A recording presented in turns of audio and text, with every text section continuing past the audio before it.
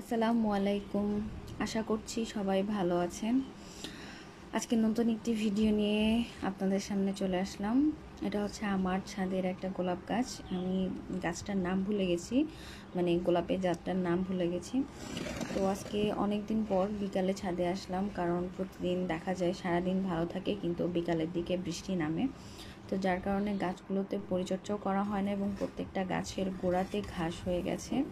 তো আজকে থেকেই শুরু করলাম, এখন থেকে বিকালে বৃষ্টি না হলে প্রতিটা গাছে গোড়া এভাবে পরিষ্কার করে দিব।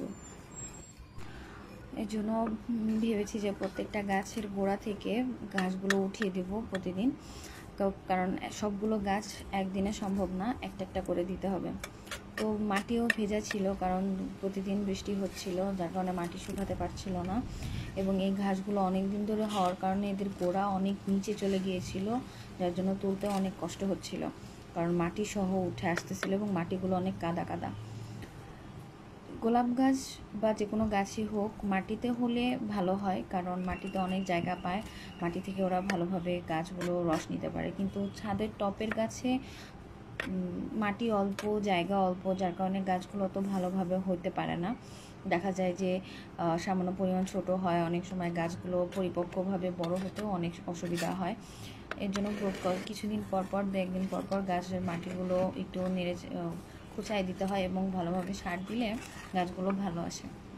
এই গোলাপ গাছটা আমি অনেক শখ করে কিনেছিলাম, কারণ এটা একদম ইউনিক গোলাপ।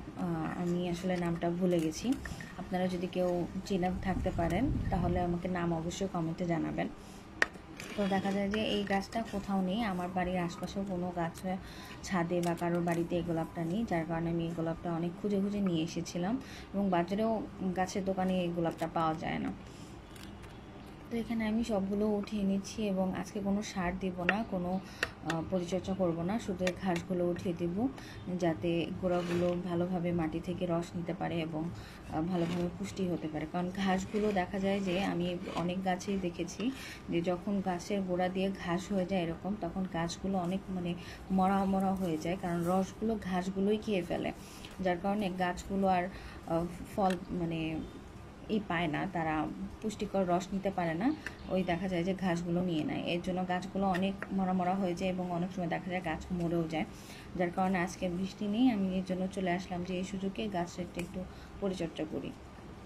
গোলাপ ফুল আমাদের অনেক কাজে আসে, সাধারণত এটা একটি সৌন্দর্য এবং ভালোবাসার প্রতীক হিসেবেও আমরা বলি, তবে এটা নানাবিধ জিনিসেও ব্যবহার করা হয়, যেরকম ত্বকের পরিচর্যা, তারপরে সুগন্ধি তৈরিতে এবং ভেষজ চিকিৎসাতেও অনেক সময় গোলাপ ফুল ব্যবহার করা হয়।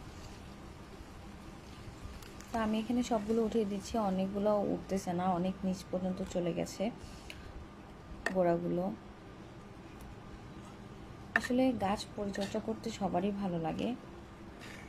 ছাদে যখন গাছগুলো থাকে এবং সবগুলো গাছ যখন ফুল একসাথে ফুটে থাকে তখন দেখা যায় যে দেখতেও সুন্দর লাগে এবং তখন ওখানে বসলেও অনেক ভালো লাগে, পরিবেশটা অনেক সুন্দর লাগে, মনটা অনেক ভালো হয়ে যায়। তো আমার এখানে গাছের পরিচর্যা শেষ প্রায়, সবগুলো তুলে ফেলেছি। এখানে 3টা ফুল আসছে ভালো। এর মধ্যে আকাশটা অনেক মেঘলা ছিল এবং যখন আকাশে মেঘ থাকে তখন দেখা যায় অনেকগুলো চিল একসাথে ওড়ে। তো এখানে অনেকগুলো চিল ছিল যা সবগুলো একসাথে উঠতেছিল আমার মাথার উপরে, দেখতেও ভালো লাগে। অনেক উঁচুতে এগুলো ওঠে, দেখা যায় যে অনেক উঁচুতে, অনেক ছোট ছোট, বড় বড় চিল অনেক ছোট ছোট দেখা যায়। এরা সাধারণত আমি লক্ষ্য করেছি যে মেঘ যখন বেশি হয় তখন এরা ওড়ে। তো এই হচ্ছে আমার গাছ, আমার কাজ শেষ, গাছগুলো বড়োভাবে পরিষ্কার করে দিছি, আর নাই, অনেক দিন ভালো থাকবে, এরপরে দেখা যাবে আবার হয়তো হবে, আবার পরিষ্কার করে দিতে হবে। এগুলো আপনা আপনি হয়, পরিষ্কার বারবার করে পরিষ্কার করে দিতে হয়।